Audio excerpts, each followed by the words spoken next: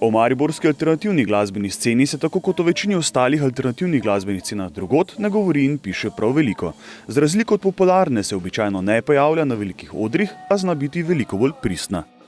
Scena ime festivala ni brez veze, ne? To je zato, ker to je scena. In če si v sceni, pač veš, kaj je scena, če pa nisi, pa pač ne veš. Ne?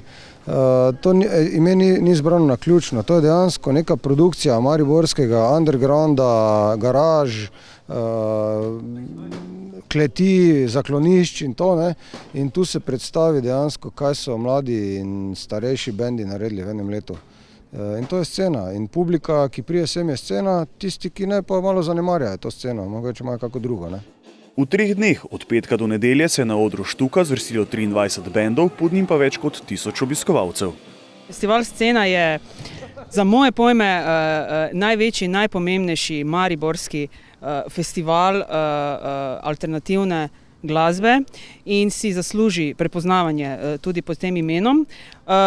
Ravno tudi zaradi vsega truda organizatorjev, zaradi vseh teh ljudi, ki sodelujejo pri tem, da lahko v 3 dneh obiskovalci slišijo tisto, kar dela Maribor. 3-dnevni festival lahko skoraj da enačimo s praznovanjem mariborske glasbene scene, če ne drugače pa z vidika bendov, ki se vsako leto srečajo na festivalu.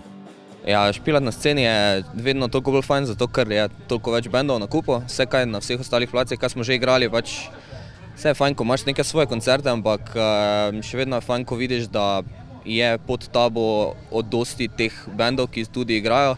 Torej imaš v občinstvu prav bende in da vidiš, da te res glasbeniki gledajo, da veš, da očitno nekaj vrejo delaš. Festival za nekatere pomeni vsakoletni nastop in druženje, za druge pa odskočno desko, pravzaprav pa tudi možnost, da se preizkusijo na večjem odru in se predstavijo s svojo glasbo. Festival Scena je bil en izmed prvih nekih festivalov oziroma prvih naših celo nastopov, ki smo se jih lotili, tako da imamo res lepe spomine tudi na to. In med drugim se mi zdi to res ful dobra priložnost, kajti spoznaš res neke glasbene kolege, izjemni bendi so tu, s katerimi lahko pol seveda tudi naprej sodelujemo. Pa vseeno se mi zdi, da prije kar nekaj ljudi to pogleda tudi z Maribora in bližnje okolice, tako da pač se splača predstaviti, pokazati nekako svoje delo. Bende z alternativno glasbo na sceni je težko opredeliti kar preko palca, ker so preprosto preveč različni.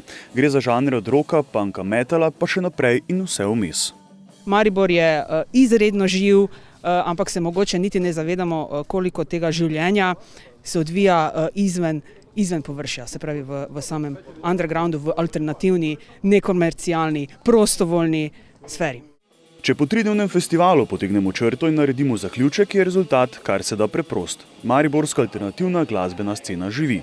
In to navkljub obrobnosti, manjšim odrom in manj številčni publiki.